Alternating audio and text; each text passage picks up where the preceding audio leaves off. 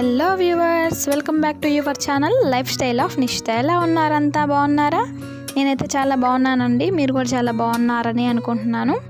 And ఈరోజు video అయితే home made గీ ఎలా తయారు చేసుకోవాలో చూపిద్దాం అనుకుంటున్నానండి. ఇదైతే చూసారు కదా, వెన్న. ఇది ఆల్రెడీ మజ్జిగ చిలుక్కుంటాం కదా మనము, అప్పుడు వచ్చిన వెన్న అనమాట. దీంతో నేను నెయ్యిని ఎలా తయారు చేసుకోవాలో నేను మీకు ఈ వీడియోలో షేర్ చేస్తున్నాను. కొంతమంది అయితే ఓన్లీ మీగడతో కూడా చేస్తారండి. అది నేను ఆ ప్రాసెస్ మీకు ఇంకొకసారి చూపిస్తాను. ఇప్పుడైతే మామూలుగా వెన్నతో, ఇది ఆల్మోస్ట్ అందరికీ తెలిసినదే, కానీ మేమైతే ఫస్ట్ టైం చేశానండి. నేనైతే ఎప్పుడు ఏమన్నా చూస్తున్నా కానీ చేస్తున్నా కానీ చూడలేదు, ఇదే ఫస్ట్ టైం. అందుకని నేను అలాంటి వాళ్ళు కూడా కొంతమంది ఉంటారు కదా, అలాంటి వాళ్ళ కోసం నేను ఈ వీడియో షేర్ చేయాలనుకుంటున్నాను. చూసారు కదా, వెన్నని మనం ఒక 20-30 డేస్ వరకు స్టోర్ చేసి పెట్టుకుంటాము వచ్చింది తీసుకొని. అలాగే దాన్ని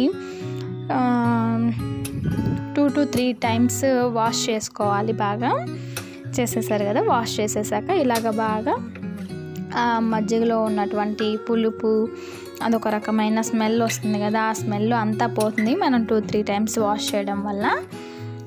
ఇప్పుడు బాగా ప్యూర్గా వెన్న అప్పుడే తీస్తే కన్సిస్టెన్సీ ఎలాగైతే మెత్తగా అలా ఉంటుందో, అంటే ఫ్రిడ్జ్లో పెట్టినప్పుడు గట్టిగా ఉంటుంది కదా, అలా కాకుండా మామూలుగా వచ్చేస్తుంది. తర్వాత అలాగా వెన్నని వాష్ చేసుకున్న తర్వాత మనము సిమ్లో పెట్టుకొని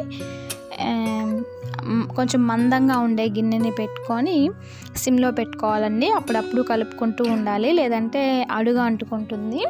అందుకని దాన్ని కొంచెం జాగ్రత్తగా అక్కడే ఉండి తయారు చేసుకోవాలి. అండ్ చూసారు కదా, మీరు కొంచెం బాగా గమనిస్తూ ఉన్నట్లయితే కొంచెం కలర్ చేంజ్ అయింది. సిమ్లో పెట్టడం వల్ల అది బాగా దానిలో ఉన్న ఆయిల్ కన్సిస్టెన్సీ అంతా పైకి వస్తూ ఉంటుంది. చూసారు కదా, ఇప్పుడు ఉన్న పరిస్థితిని బట్టి నెయ్యి బయట కొనుక్కునే దానికన్నా కూడా తయారు చేసుకోవడం చాలా మంచిదన్నమాట.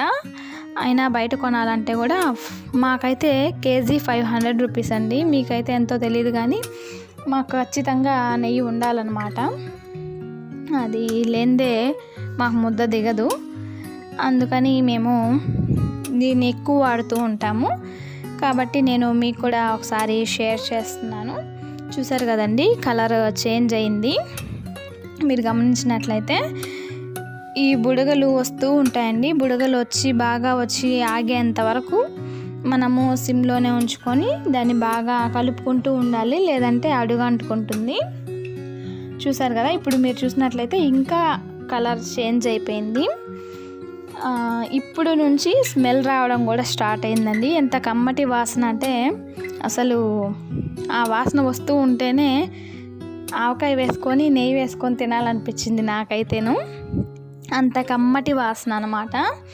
తప్పకుండా మీరు ట్రై చేయండి. అండ్ నా ఛానల్ని ఎవరైనా కొత్తగా చూస్తున్నట్టయితే సబ్స్క్రైబ్ చేయండి, పక్కనే ఉన్న బెల్ ఐకాన్ని టచ్ చేయండి, లైక్ చేయండి, షేర్ చేయండి.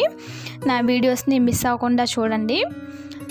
అలాగే చూసారు కదా కన్సిస్టెన్సీ, మేము అడుగు అంటకుండా అక్కడే ఉండి కొంచెం టైం పట్టిందండి, అయినా అక్కడే ఉండి చేసుకున్నాము. అడుగున ఉండే డస్ట్ అంటారు కదా, అది కూడా మరి బ్లాక్గా రాకూడదండి. బ్లాక్గా వచ్చేస్తే మళ్ళీ స్మెల్ మారిపోతుంది, స్మెల్ మారిపోతే టేస్ట్ మారిపోతుంది అనమాట. అందుకని జాగ్రత్తగా చూసుకోవాలి. చూసారు కదా, ఇప్పుడైతే మనకి నెయ్యి ప్రిపేర్ అయిపోయింది. ఇప్పుడు దీంట్లో తమలపాకులను వేసుకోవాలండి. కొంతమంది కరివేపాకు కూడా వేస్తారట, మేమైతే తమలపాకు వేసుకున్నామండి.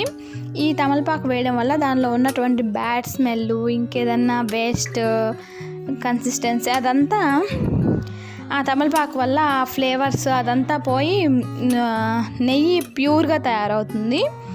చాలా బాగుంటుందండి. మీరు కూడా తప్పకుండా ఒకసారి ట్రై చేయండి. మేమైతే ఆ తమలపాకుని కూడా తింటాము, చాలా బాగుంటుందండి టేస్టు. నాకైతే చాలా ఇష్టము. చూసారు కదా, నెయ్యి తయారు చేయడం అయిపోయింది. అలా తయారు చేసుకున్న తర్వాత నెయ్యి చల్లారాక దీన్ని గాజు సీసాలో స్టోర్ చేసుకోవాలి, అప్పుడైతేనే స్మెల్ పోకుండా ఉంటుంది. ఈరోజు వీడియో అయితే ఇది. ఐ హోప్ నా వీడియో మీకు నచ్చిందని అనుకుంటున్నాను. Thanks for watching. నెక్స్ట్ వీడియోలో మళ్ళీ కలుద్దాం. అంతవరకు